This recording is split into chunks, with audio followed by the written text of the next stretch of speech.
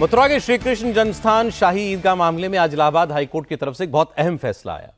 High court ने कहा कि शाही ईदगाह को कृष्ण जन्मस्थान मंदिर का हिस्सा बताने और उसको जन्मस्थान में मिलाने की मांग करने वाली याचिकाएं सुनवाई के योग्य हैं, यानी मेंटेनेबल हैं। मस्जिद मैनेजमेंट कमेटी और सुन्नी सेंट्रल वक्फ बोर्ड ने हाईकोर्ट में पिटीशन दाखिल की थी कि ईदगाह और जन्मस्थान से जुड़ी 18 पिटीशंस सुनवाई के लायक ही नहीं हैं, क्योंकि मथुरा की शाही ईदगाह मस्जिद प्लेसेस ऑफ वर्शिप एक्ट के दायरे में आती है और इस कानून के मुताबिक ये जगह 15 अगस्त 1947 को एक मस्जिद थी और इसका यही स्टेटस बनाए रखा जाना चाहिए। हालांकि मई 2022 में मथुरा की जिला अदालत ने पहले ही ईदगाह को कृष्ण जन्मस्थान का हिस्सा बनाने वाली याचिकाओं को सुनवाई के योग्य माना था। जिला जज के ऑर्डर को मस्जिद कमेटी ने इलाहाबाद हाईकोर्ट में चुनौती दी थी और लगभग 4 महीने तक सुनवाई चली। इसके बाद इलाहाबाद हाईकोर्ट ने वहां के जज मयंक कुमार जैन ने 6 जून को अपना फैसला सुरक्षित रख लिया था। अब मथुरा के विवाद से जुड़े सारे 18 मामलों को मेंटेनेबल मानने के बाद हाईकोर्ट 12 अगस्त को इन सभी याचिकाओं पर सुनवाई के लिए मुद्दे तय करेगा। इलाहाबाद हाईकोर्ट का फैसला आने के बाद हिंदू पक्ष ने कहा कि 4 साल की जद्दोजहद के बाद उनकी जीत हुई है, क्योंकि अदालत ने मान लिया कि उनकी पिटीशंस सुनवाई के लायक हैं। हिंदू पक्ष के वकील विष्णु शंकर जैन ने कहा कि वो इस मामले में कोर्ट कमिश्नर नियुक्त करने पर लगी रोक हटवाने के लिए सुप्रीम कोर्ट जाएंगे।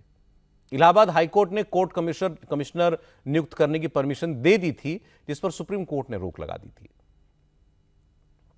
बेसिक ग्राउंड हमारा यही था कि प्लेसेस ऑफ वर्शिप एक्ट धार्मिक स्वरूप तय करने की स्वतंत्रता देता है और जो एक गलत नैरेटिव फैलाया जा रहा है कि प्लेसेस ऑफ वर्शिप एक्ट से केस बाधित हैं, ये ज्ञान व्यापी में भी होल्ड हो चुका है इलाहाबाद हाईकोर्ट द्वारा ही कि ये case places of worship act से बाधित नहीं, वक्फ एक्ट से बाधित नहीं है। और कृष्ण जन्मभूमि के केस में भी यही बात होल्ड हुई है।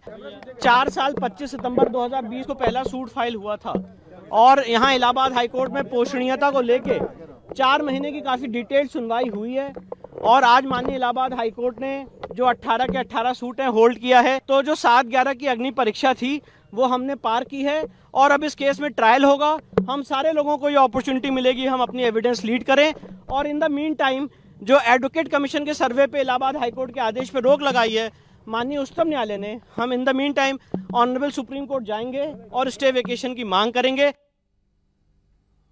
में मुस्लिम पक्षकारों का 1991 के प्लेसेस ऑफ वर्शिप एक्ट का पालन नहीं होने पर उन्होंने अफसोस जताया। जमात इस्लामी हिंद के मलिक मोहतशिम ने कहा कि बड़े अफसोस की बात है कि अदालतें अपने ही देश के कानून का पालन नहीं कर रही हैं। अब जबकि अदालतें ऐसा करेंगी तो फिर इंसाफ कहां से मिलेगा। हमारे देश में जो अदालतें हैं, जुडिशरी हैं, उनको देश के दस्तूर के मुताबिक ही काम करना है। 1947 में 15 अगस्त 1947 में अगर वो मस्जिद थी तो वो मस्जिद रहेगी, अगर वो मंदिर थी तो वो मंदिर रहेगा। अब इसको तस्लीम न करना, जबकि ये कानून मौजूद है, पार्लियामेंट से मंजूर शुदा है और मुल्क की जमहूरियत के लिए और मुल्क की सेहत के लिए बहुत ही बेहतर कानून है।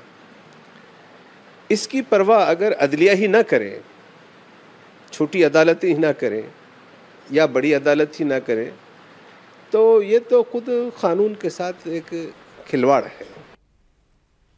अब मुस्लिम पक्ष इस मामले में सुप्रीम कोर्ट में अपील करेगा। सुप्रीम कोर्ट के बाद इस मामले में आखिरी फैसला होगा, लेकिन ये सब होने में अभी वक्त लगेगा।